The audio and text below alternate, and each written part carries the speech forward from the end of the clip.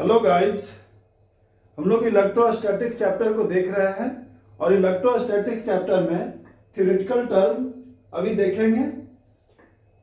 देखिए, electric field due to a uniformly charge long straight wire. एक long straight wire है, उसके about हम लोग इलेक्ट्रिक फील्ड को देखेंगे फ्रॉम गॉसेस लॉ से। देखिए, इस तरह से लॉन्ग वायर है, पहले फिगर को समझिए। ये लॉन्ग वायर है, इस पर यूनिफॉर्मली पॉजिटिव चार्ज को डिस्ट्रीब्यूट किया गया है और यहां से r डिस्टेंस पर ये पॉइंट P है, ये पॉइंट P है। अच्छा, देखिए यहां से इस तरह से इलेक्ट्रिक फील्ड होगा और इस यहां से देखेंगे इस एंड से, तो इसका इलेक्ट्रिक फील्ड का डायरेक्शन कुछ इस तरह होगा। अगर इसको हम लोग कंपोनेंट में तोड़ते हैं तो नेट इलेक्ट्रिक फील्ड कैसे होगा, कुछ इस तरह से आएगा। नेट इलेक्ट्रिक फील्ड कैसे होगा, इस डायरेक्शन में आएगा। अब देखिए, अब सेकंड फिगर को हम लोग देखते हैं।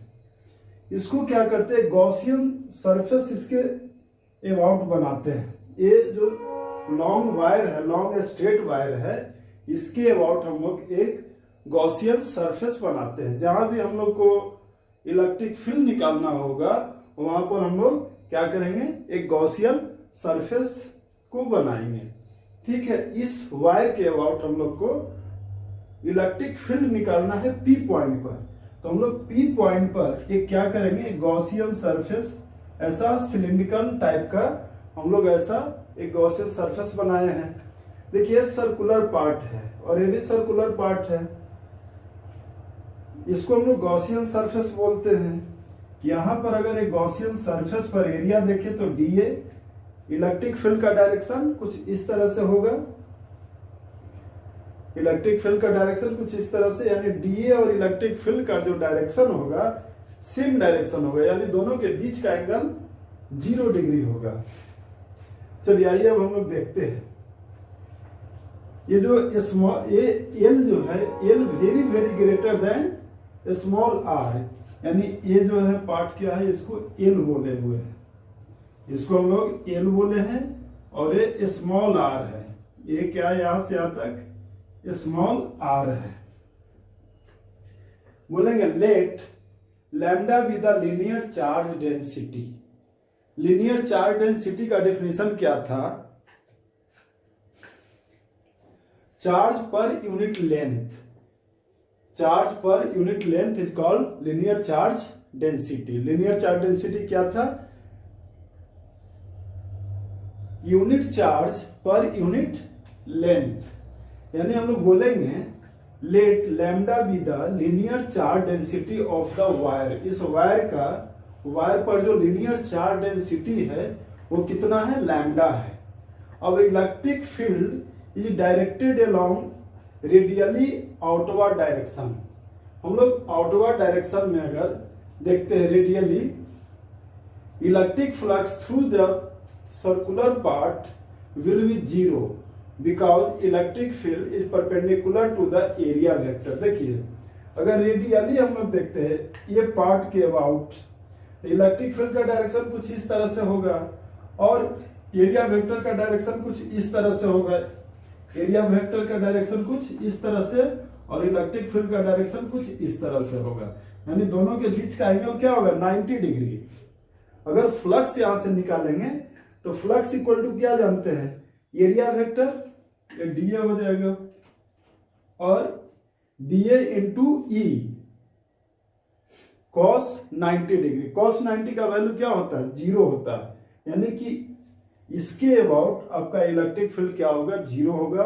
उसी तरह से जिस तरह से ये 0 हो गया, उसी तरह से ये भी 0 होगा, क्योंकि इसका डायरेक्शन, एरिया वेक्टर का डायरेक्शन कुछ नीचे की ओर होगा और इलेक्ट्रिक फील्ड का डायरेक्शन कुछ इस तरह से, यानी dA और E।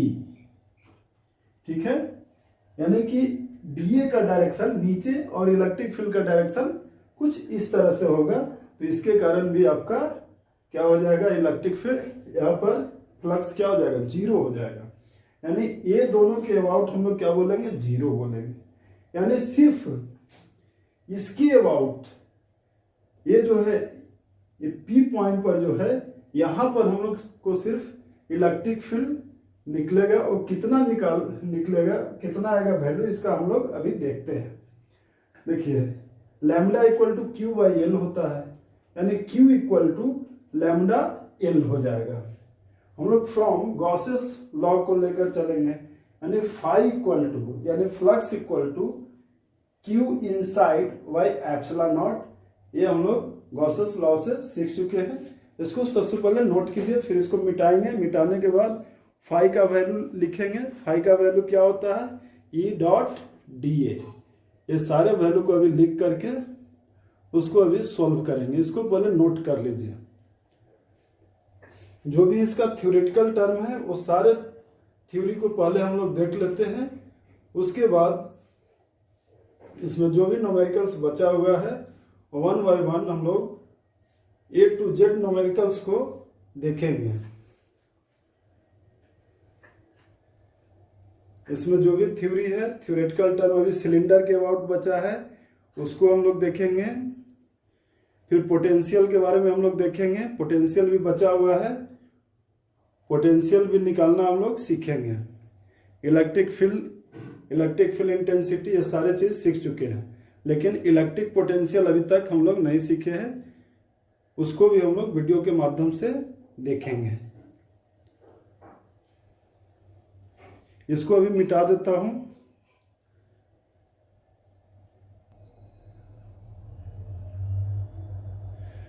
देखिए हम लोग फ्रॉम गॉसेस लॉ से देखेंगे। गॉसेस लॉ इक्वल टू हम लोग जानते थे क्या आता था, phi equal to Q inside by epsilon naught, यानी फाई इक्वल टू हम लोग बोलते थे E dot D A equal to lambda L. यहाँ पर चार्ज क्या हो जाएगा, चार्ज का वैल्यू लैम्डा एल होगा, यानी पूरे इस पर जो चार्ज आएगा, ये पूरे लेंथ पर जो चार्ज होगा कितना होगा, लैम्डा एल होगा by epsilon not.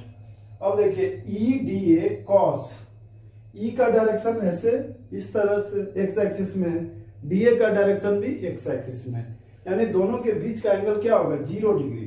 Cos 0 degree का वैल्यू क्या होता है, O1। कॉस 0 डिग्री का वैल्यू क्या होता है, O1।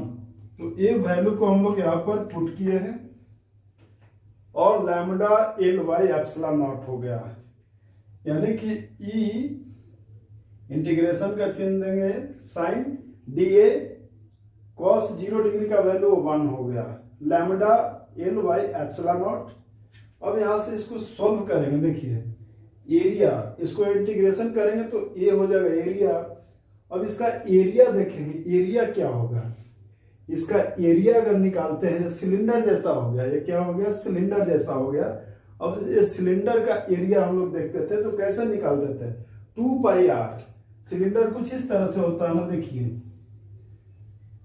ये सिलेंडर जो है कुछ इस तरह से आपका है दिया हुआ।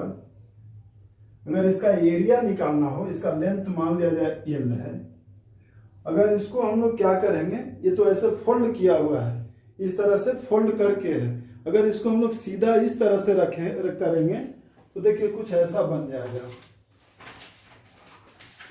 देखिए बहुत सिंपल है, इसको देखिए, इसको समझना है। अगर हम लोग इस तरह से इसको फोल्ड करते हैं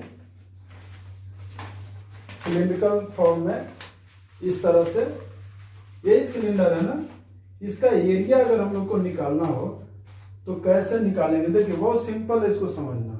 इसको हम लोग क्या करेंगे कि सीधा ऐसा खोल करके ऐसे रख देंगे, यानी ये लेंथ इंटू इतना लेंथ, यानी इसका जो लेंथ है वो और ए वाले लेंथ को अगर हम लोग मल्टीप्लाई कर देंगे तो क्या निकल जाएगा, एरिया।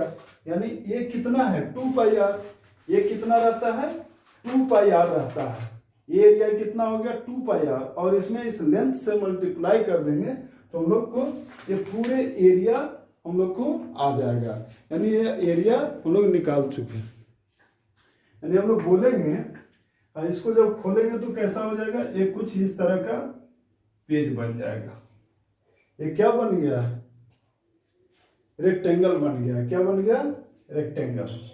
ये लेंथ, ये बी, इसी को ऐसे फोल्ड करते हैं तो इस तरह से बनता है ना, यानी हम लोग बोलेंगे यहाँ पर ई 2 पाई, ये पूरे का ये क्या हो जाता है 2 पाई आर, ये स्मॉल आर है तो 2 पाई आर और into length L equal to lambda L by epsilon naught. यहां से जो कैंसिल होगा कैंसिल करेंगे, एल से एल कैंसिल हो गया, यानी इलेक्ट्रिक फील्ड आ गया। देखिए नीचे जाएगा लैम्डा तो नीचे रहे, ऊपर रहेगा lambda 2 pi epsilon naught R, यानी इलेक्ट्रिक फील्ड का डायरेक्शन, इलेक्ट्रिक फील्ड का वैल्यू हम लोग को आ गया गॉस लॉ के द्वारा lambda divided by 2 pi epsilon naught R, ये वैल्यू आ गया। इसको नोट कर लीजिए, बहुत सिंपल है, इसमें कुछ भी नहीं है। इसके बाद हम लोग को सिलेंडर के अबाउट देखना है। सिलेंडर के अबाउट इलेक्ट्रिक फील्ड हम लोग देखेंगे गॉसेस लॉ के द्वारा, ठीक है, इसको नोट कर लीजिए। नेक्स्ट वीडियो में हम लोग वो देखेंगे। आज हम लोग यहाँ तक ही रहने देते हैं। Thank you.